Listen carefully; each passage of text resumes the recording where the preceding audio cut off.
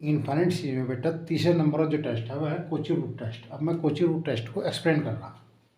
Late summation u n be the infinite series of positive term की infinite series है such that limit n tend to infinity u n की whole power 1/n is equal to L. Limit की value L प्राप्त हुई। If L का मान 1 से less है तो summation u n is convergent. L का मान ग्रेटर 1 है तो summation u n is divergent और इक्वल टू बेटा 1 है तो टेस्ट फेल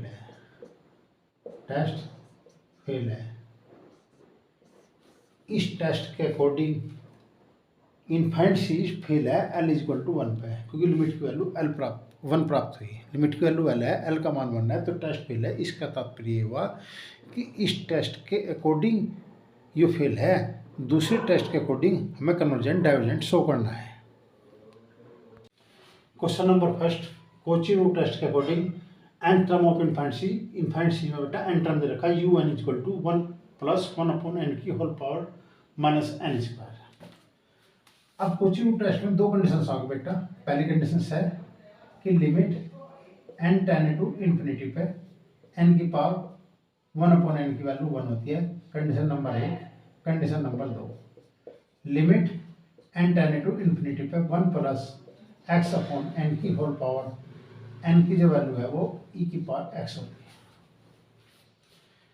अब जब पावर n² है तो हम इसकी होल पावर 1/n लेंगे कोची रूट टेस्ट के अकॉर्डिंग, तो यह फॉर्म बननी चाहिए जिससे हम इसकी वैल्यू एक्सप्लेन कर सकें। अब मैंने यू एन की होल पावर 1/n करा, इस पर लिमिट ली तो limit n tend to infinity पे 1 + 1/n की होल पावर -n² था और इसकी होल पावर 1/n कर दी। एक पावर कैंसिल होगी तो आपके पास होगा limit n tend to infinity पे 1 + 1/n की होल पावर n है और इसकी होल पावर -1 है। ये -1 मैंने बाहर लिख लिया तो देखो ये फॉर्म बन गई। यहाँ x के प्लेस पर कितना है बेटा 1 है, तो इसका मतलब इसकी जो वैल्यू है वो e की पावर 1 प्राप्त हुई। होल पावर -1 है इसलिए e की पावर -1 हो गया और e की पावर -1 की जो वैल्यू है वो यानी कि 1/e हो गया। e का मान 2 और 3 के बीच लाई करता है, तो जब हमेशा 1/, की फॉर्मूला होंगे इसका मतलब 1/e का जो मान है 1/3 और 1/2 के बीच लाई करेगा। इसका मतलब तात्पर्य हुआ कि जो 1/e की वैल्यू है ये 1 से छोटी है, 1 से छोटी है। और जब 1/e का मान 1 से छोटा है तो इसका तात्पर्य का limit summation u n is convergent, क्योंकि 1/e is equal to L है और एल 1 से छोटा है, ठीक। और जब 1 से छोटा होता है तो इसका मतलब है कोची रूट टेस्ट के according summation u n is convergent होता है, यानी कि -1 पे कन्वर्जेंट होती है और ग्रेटर 1 पे डाइवर्जेंट होती है। इक्वल टू 1 पे कंडीशन फेल है तो 1/e का मान 1 से लेस है, इसलिए जो कोची रूट टेस्ट है उसके according summation u n is convergent. ये क्या बेटा कोची रूट टेस्ट के अकॉर्डिंग कन्वर्जेंट है। क्वेश्चन नंबर 2 बेटा nth term of infinite series का n टर्म दिया हुआ है, ठीक। अब पावर जो है इसकी 1 + 1/√n की जो होल पावर है वो -n की पावर 3/2 है। जब पावर में n हो और n की भी पावर हो तो इसका मतलब है हम उसमें कोची रूट टेस्ट अप्लाई करते हैं। मैंने कहा पावर में n है और n की भी पावर है तो इसका मतलब कोची रूट टेस्ट अप्लाई होगा। तो limit n tend to infinity u n की whole power 1/n, limit n tend to infinity 1 + 1/√n की होल पावर -n√n, n की पावर 3/2 n इंटू √n कह दिया और इसकी होल पावर 1/n कर दी बेटा। इसके अकॉर्डिंग ये कैंसिल हो गया तो limit n tend to infinity पे 1 प्लस के 1/√n की होल पावर √n है और इसकी होल पावर -1 है। इफ n इनपुट एंड करता है देन तब √n भी इनपुट एंड करेगा।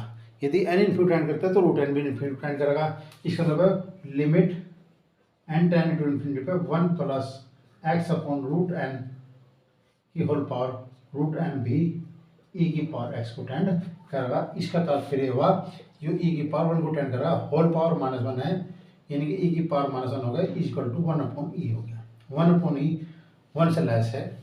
इसका तात्पर्य हुआ कि infinite series u n is 1 से लेस पे बेटा कैसे होती है, कन्वर्जेंट होती है। किस कंडीशन के अकॉर्डिंग, कोची रूट टेस्ट के अकॉर्डिंग।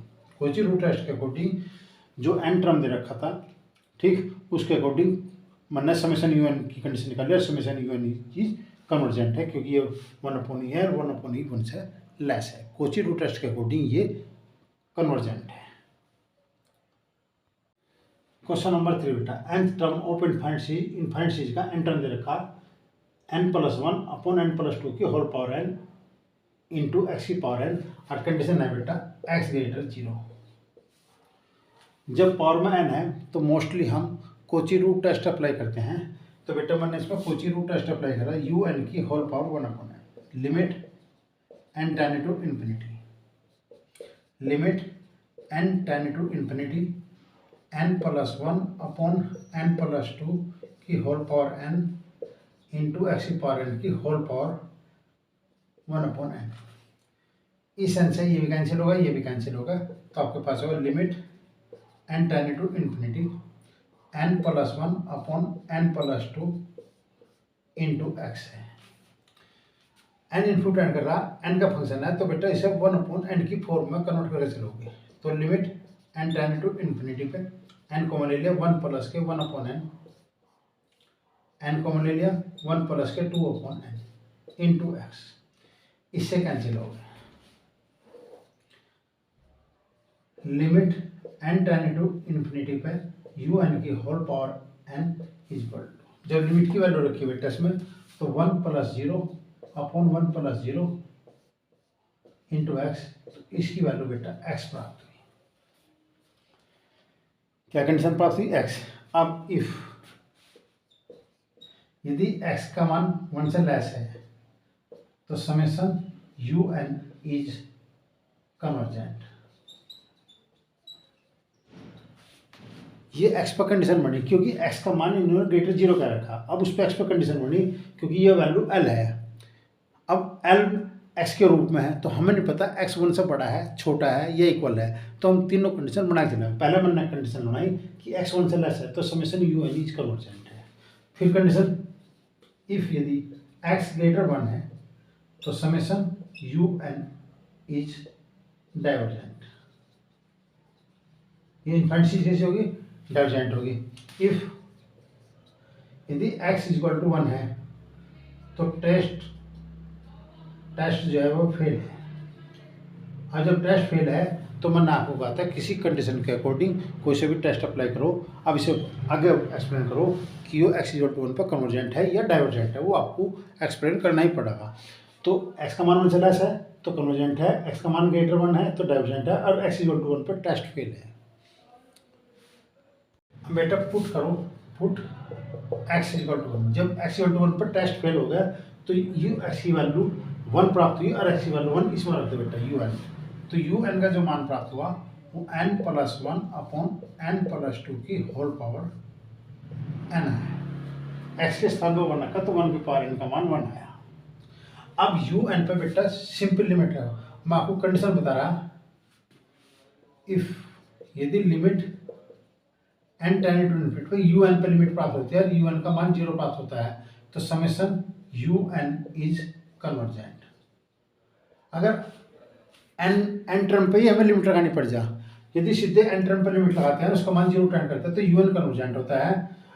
यदि limit n tend to infinity पे यू एन का मान 0 प्राप्त नहीं होता तो इसका मतलब है summation u n is divergent.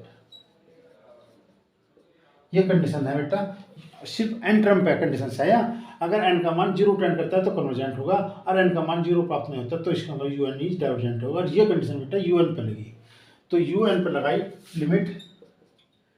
Limit n tend to infinity पे un हो गया, तो limit n tend to infinity n plus 1 upon n plus 2 की होल पावर n है।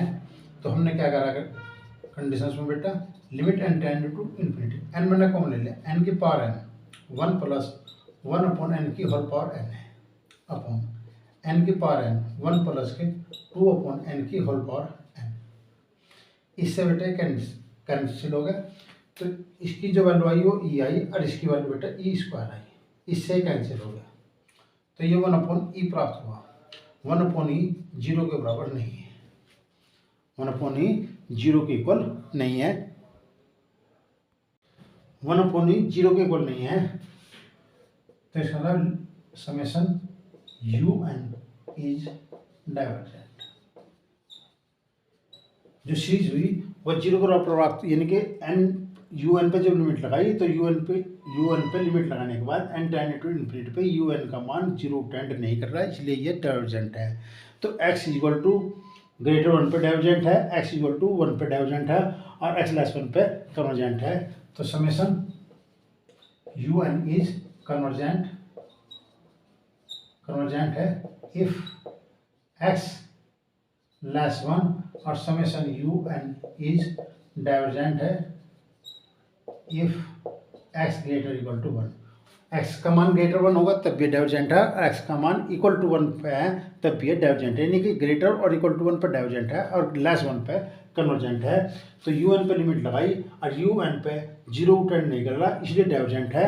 तो 1 पे मैंने x का मान जब 1 पुट करा था, x का मान 1 पुट करा था un में, तो मेरे पास un यू आता है, इस पर मैंने लिमिट लगाई, वो 0 बराबर नहीं है, इसलिए डाइवर्जेंट है।